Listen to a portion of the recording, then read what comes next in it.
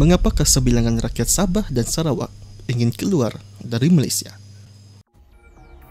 Baru-baru ini, saya ada membuat sebuah video yang memberikan penerangan mengapa status Sabah dan Sarawak ditukar kepada wilayah, dan semasa video ini dibuat, ia telah mencapai lebih dari 6.000 tontonan. Jika anda belum menonton video tersebut, anda boleh melihatnya setelah video ini tamat. Video tersebut telah mendapat pelbagai reaksi terhadap status tersebut. Namun saya tertarik dengan kebanyakan komen-komen yang berkaitan dengan gerakan Sabah dan Sarawak keluar dari Malaysia. Gerakan Sabah dan Sarawak keluar Malaysia telah wujud sejak dulu lagi. Bahkan saya sudah mendengar tentang perkara ini sejak kecil lagi. Jadi, di dalam video ini, saya akan terangkan mengapa terdapat sebilangan rakyat Sabah dan Sarawak yang ingin keluar dari Malaysia.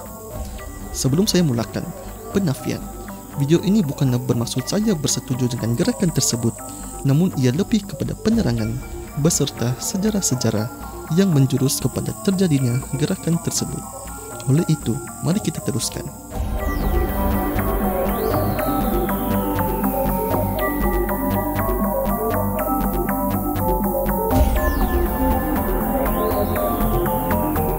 Gerakan separatis ini sebenarnya telah wujud sejak beberapa dekad lamanya. Terdapat sebilangan rakyat Sabah dan Sarawak yang sering melong-longkan gerakan ini kerana dikatakan mahu memerintah negara sendiri selain Malaysia. Menurut info-info yang diterima, sebenarnya terdapat banyak gerakan-gerakan yang telah wujud, termasuklah terdapat beberapa ahli politik yang menggunakan isu ini sebagai cara dan perjuangan untuk mendapatkan sokongan, terutama untuk golongan Bumiputera, Sabah dan Sarawak. Namun untuk video kali ini, kita akan melihat sebuah gerakan separatis yang mendakwa diri mereka sebagai sebuah NGO atau pertubuhan bukan kerajaan, dan Kementerian Dalam Negeri pernah mengatakan bahawa gerakan ini telah memberi ancaman buat negara. Gerakan ini mula melebarkan sayap secara lebih meluas dan aktif bergerak dengan dipelopori oleh seorang individu yang bernama Doris Jones. Ia ditubuhkan pada 9 Ogos 2011. Beliau merupakan seorang anak kelahiran Sabah yang menetap di United Kingdom. Menurut sumber, ada yang mengatakan bahawa beliau menetap di United Kingdom oleh kerana faktor perkahwinan dan kerjaya.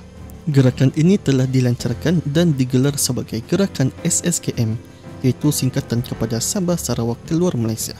Menurut penerangan Doris Jones melalui sebuah video yang dimuat naik ke dalam YouTube pada tahun 2012, beliau menyatakan bahawa kerajaan Malaysia telah membuat kesalahan kepada Sabah dan Sarawak. Gerakan ini kononnya akan berjuang bersungguh-sungguh untuk menjadikan kedua-dua wilayah ini sebagai sebuah negara yang terbaik. Gerakan SSKM menggunakan platform Facebook, blog dan YouTube untuk membawa lebih ramai orang untuk mendengar tentang gerakan ini. Mereka sering menggunakan beberapa hujah untuk menyampaikan tujuan gerakan tersebut. Hujah-hujah tersebut mengandungi beberapa tuntutan dan isu-isu ketidakpuasan, iaitu yang pertama, isu kegagalan mematuhi 20 perkara untuk Sabah dan 18 perkara untuk Sarawak. Yang kedua, ketidakpuasan dalam isu royalti minyak. Mereka berpendapat bahawa Sabah dan Sarawak sepatutnya mendapat 20% sasin minyak berbanding dengan hanya 5%. Ketiga, isu pengagihan kekayaan yang tidak sama rata yang menyebabkan Sabah dan Sarawak ketinggalan berbanding dengan Semenanjung.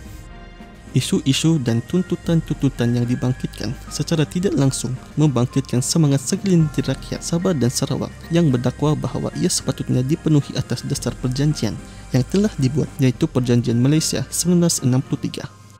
Jika kita lihat dari faktor ekonomi dan pembangunan di Sabah dan Sarawak, tidak dinafikan ia memang telah jauh ketinggalan berbanding dengan Semenanjung. Terdapat banyak jalan-jalan di kawasan pedalaman yang masih belum disiapkan dan berbatu-batu. Ini termasuklah sumber-sumber air yang bersih, dan ada kawasan yang masih belum mendapat sumber elektrik.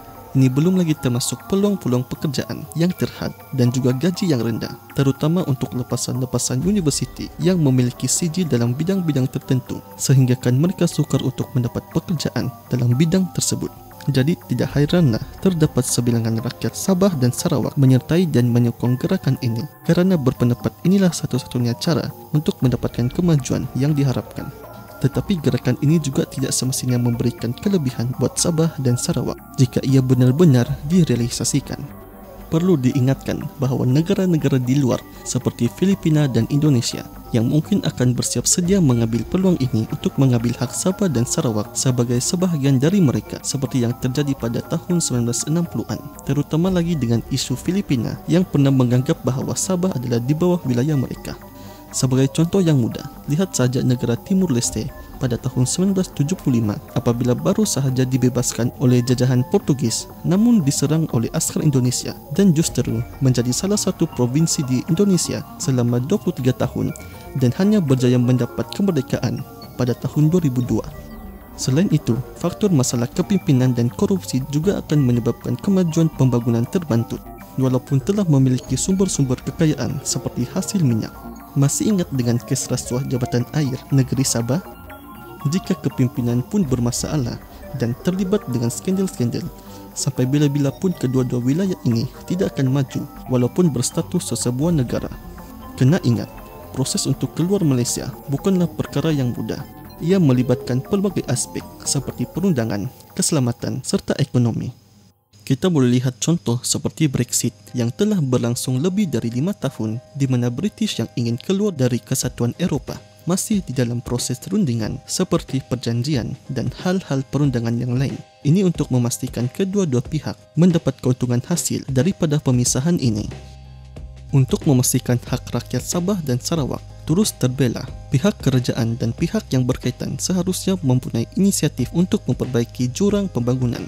Untuk kadar royalti minyak, sepatutnya ia mempunyai rundingan yang sebaik-baiknya untuk setiap pihak sesuai dengan perjanjian yang asal. Dan percayalah, jika isu pokok ini dapat dipenuhi, saya yakin bahawa isu gerakan Sabah dan Sarawak keluar Malaysia dapat dielakkan dan Sabah dan Sarawak akan menjadi wilayah yang termaju dari segi pembangunan, ekonomi dan sosial. Hai, terima kasih kerana nak menonton video ini. Saya akan memuat naik sebuah kisah yang mengisahkan sebuah tragedi yang telah menimpa Ketua Menteri Sabah dan beberapa individu yang terpenting dan bagaimana ia telah mengubah landscape politik dan keadaan wilayah Sabah. Untuk pastikan anda jangan terlepas untuk menonton video tersebut, jangan lupa untuk subscribe dan tekan butang lonceng untuk menerima notifikasi apabila video tersebut telah dimuat naik. Jumpa lagi.